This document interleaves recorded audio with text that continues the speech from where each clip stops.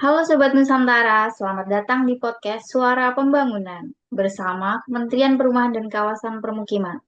Di sini saya Eki dan teman saya.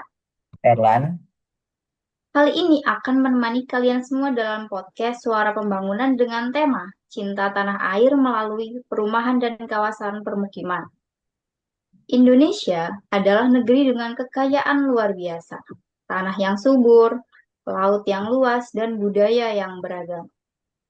Namun, apa artinya sumber daya itu kalau tidak dimanfaatkan untuk kesejahteraan rakyat? betul. Salah satu wujud nyata cinta tanah air di era modern adalah ikut mendukung pembangunan, khususnya di sektor perumahan dan kawasan permukiman. Pada sore hari ini kita kedatangan 7 pembicara yang kece-kece dan saat ini kita akan memperkenalkan diri. Halo yang pembicara pertama, halo Kak Vicky. Halo. Halo Kak. Kemudian ada Kak Vira, halo Kak Vira. Halo Kak Vira. Halo. Kemudian ada Kak Rifa, hai Kak Rifa. Halo Kak Rifa. Kemudian ada Kak Dimas, halo Kak Dimas. Halo Kak Halo. Dimas. Kemudian ada Kak Indri. Hai Kak Indri. Halo Kak Indri. Halo. Kemudian ada Kak Daniel. Kak Daniel, halo. Hai Kak Iya, Daniel. halo. Yang terakhir ada Kak Diwa. Hai Kak Diwa. Halo Halo Kak Diva. semuanya. Baik, sebelum masuk ke diskusi, mari kita lihat sedikit gambaran. Menurut data terbaru, backlog perumahan di Indonesia masih berada di angka lebih dari 9,9 juta unit. Yang mana masih ada jutaan keluarga yang belum memiliki rumah yang layak. Tapi jangan khawatir. Berbagai program sudah berjalan di Kementerian Perumahan dan Kawasan Pemukiman. Ada program rumah subsidi untuk masyarakat berpenghasilan rendah, pembangunan rumah susun di perkotaan, hingga penanganan kawasan kumuh di berbagai daerah. Semua itu adalah langkah nyata untuk memastikan setiap warga negara bisa tinggal dengan layak. Mari kita mulai diskusi ini dengan pembicara pertama kita. Menurut Kak Vicky nih, bagaimana cinta tanah air bisa diwujudkan melalui pembangunan perumahan? Betul banget Kak Iki. Sebenarnya cinta tanah air ini dapat diwujudkan melalui pembangunan perumahan. Karena apa? Rumah tidak hanya berfungsi sebagai tempat tinggal, melainkan juga merupakan fondasi utama dalam membentuk keluarga yang sejahtera, aman, dan berdaya. Ketika negara mampu menyediakan hunian yang layak, sehat, dan terjangkau bagi masyarakatnya, maka secara tidak langsung negara sedang menanam benih cinta tanah air dari lingkup terkecil, yaitu keluarga yang kelak akan berkembang menjadi rasa kepedulian serta tanggung jawab terhadap lingkungan, masyarakat, hingga memperkuat persatuan dan kesatuan bangsa. Gitu, Kak Eki. Oke, luar biasa sekali. Kemudian untuk Kak Fira nih, menurut Kak Fira, apakah ada contoh kontribusi nyata dari kementerian kita nih, Kementerian Perumahan dan Kawasan Pemukiman? Tentu saja ada dong ya, Mas. Nah, disinilah peran kita sebagai pemerintah, khususnya Kementerian Perumahan dan Kawasan Permukiman itu menjadi sangat krusial. Salah satu program unggulan yang dijalankan oleh Kementerian Perumahan dan Kawasan Permukiman itu sendiri, yaitu mewujudkan program bantuan rumah subsidi, di mana program itu dirancang untuk memastikan untuk setiap warga Indonesia itu, terutama mereka yang berpenghasilan rendah, memiliki kesempatan yang sama untuk memiliki rumah yang layak. Sehingga masyarakat-masyarakat kecil itu bisa memiliki rumah sendiri. Nah, hal ini tuh diharapkan bisa mengurangi ketimpangan sosial, terus menciptakan rasa keadilan sosial sesuai cita-cita bangsa kita, itu Indonesia. Nah, ketika setiap keluarga itu punya tempat tinggal yang layak, mereka itu bisa fokus untuk berkembang, mendidik anak-anaknya mereka. Nah, dari situlah diharapkan dapat berkontribusi positif kepada masyarakat. Kayak gitu, Mas Erlan. Dan Baik, terima kasih Mbak Fira. Berarti ya, program kita yang paling paling gembar-gembor ini BSPS ya Mbak? iya Mas, selain BSPS itu ada FLPP juga. Baik banget. Selanjutnya menurut Mbak Rifa, Bagaimana sih kawasan permukiman bisa memperkuat identitas bangsa? Oke, kalau menurut saya ya, kawasan permukiman itu dapat memperkuat identitas bangsa dengan mencerminkan nilai-nilai budaya sejarah, terus dan juga karakteristik sosialnya. Hal ini tuh bukan hanya tentang bangunan fisiknya saja, tapi juga cara masyarakat berinteraksi dan mengelola ruang hidup mereka. Permukiman itu dapat menjadi cerminan yang nyata dari identitas sebuah bangsa melalui arsitektur tradisionalnya, misalnya seperti desain rumah, pola atap, ataupun menambahkan ornamen-ornamen budaya Indonesia. Terus juga dari segi tata ruang dan pola permukimannya, di mana misalnya sebuah desa yang berpusat pada sebuah fasilitas umum menunjukkan nilai kebersamaan dan gotong royong. Kemudian juga dari segi pelestarian situs bersejarah, di mana permukiman itu bisa dibangun di sekitar atau juga kawasan permukiman itu sendiri bisa melestarikan situs bersejarah. Kemudian juga identitas bangsa itu juga bisa diperkuat oleh adanya interaksi sosial yang terjalin di dalam suatu permukiman, seperti adanya ruang publik komunal dan juga sistem komunitas yang kuat. Dengan adanya aktivitas bersama pada suatu ruang publik tersebut dan juga adanya sistem komunitas yang terorganisir, maka bisa menjadi sebuah fondasi yang kuat dari sebuah adanya solidaritas sosial yang lebih besar. Seperti itu, Mbak Eki. Selain itu, kalau dari sisi lingkungan nih, menurut Mas Dimas, bagaimana nih Mas? Oke, Mas. Menurut saya lingkungan ini jadi isu yang sangat favorit sekarang, Mas. Dan menurut saya lingkungan itu kunci utama dalam mewujudkan pembangunan yang berkelanjutan. Kemudian dalam konteks perumahan dan kawasan permukiman tadi, konsep seperti green building atau eco settlement itu dianggap sangat penting untuk diterapkan. Rumah yang ramah lingkungan tidak hanya mendukung kelestarian alam saja, tapi juga merupakan wujud nyata bentuk cinta kita kepada tanah air.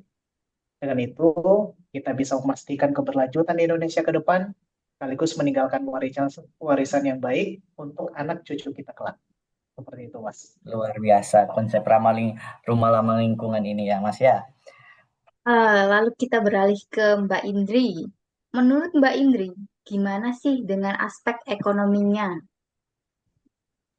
Kalau berbicara dari aspek ekonomi ya Mbak Eki ya, benar kayak Mbak Vicky bilang sebelumnya, kalau perumahan itu bukan sekedar tempat tinggal, tapi juga pondasi dari kehidupan masyarakat.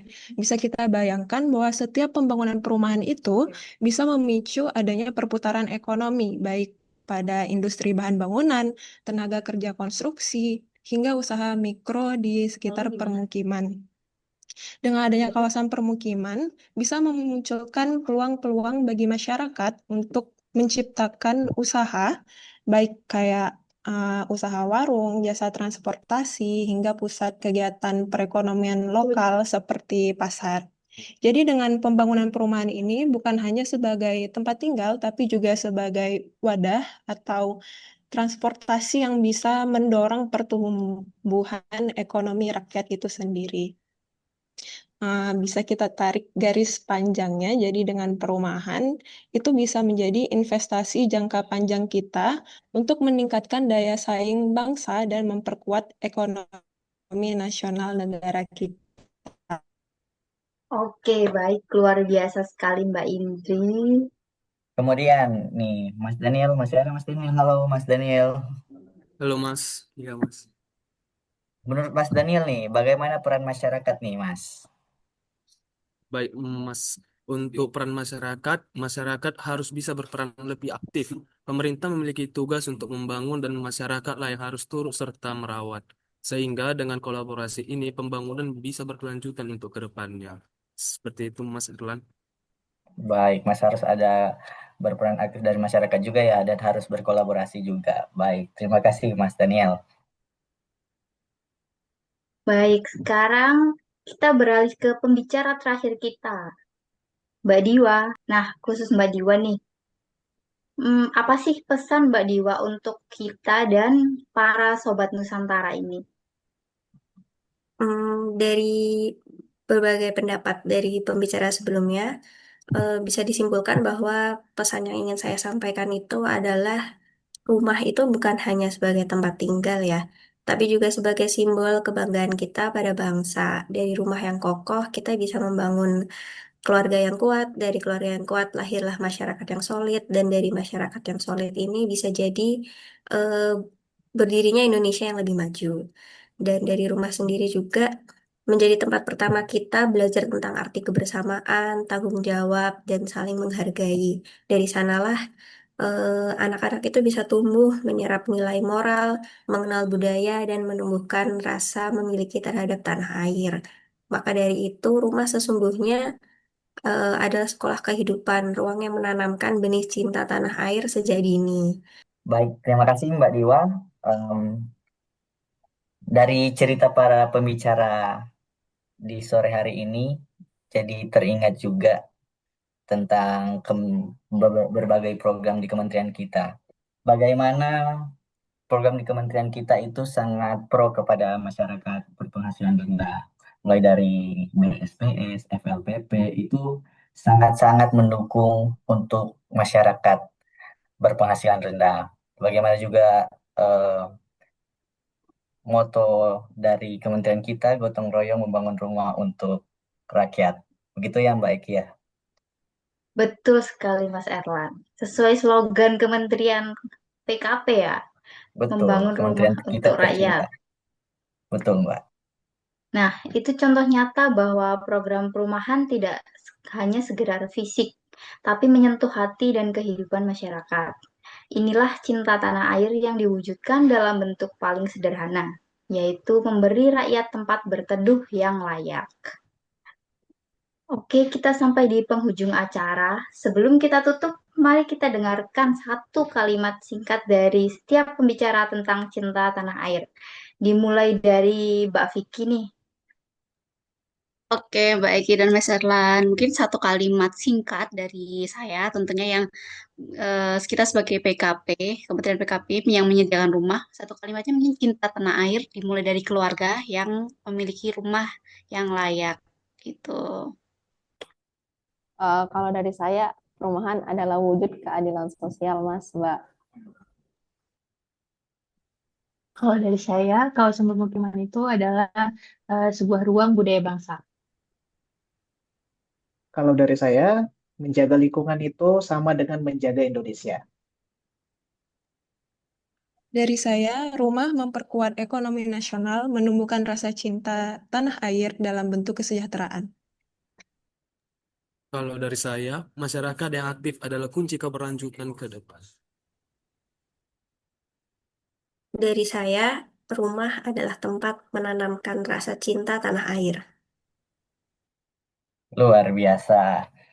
Dari rumah dan lingkungan tempat kita tinggal, kita bisa menemukan rasa cinta tanah air yang nyata. Luar biasa sekali. Wah, keren-keren banget ya pembicara kita hari Keren ini. banget nih.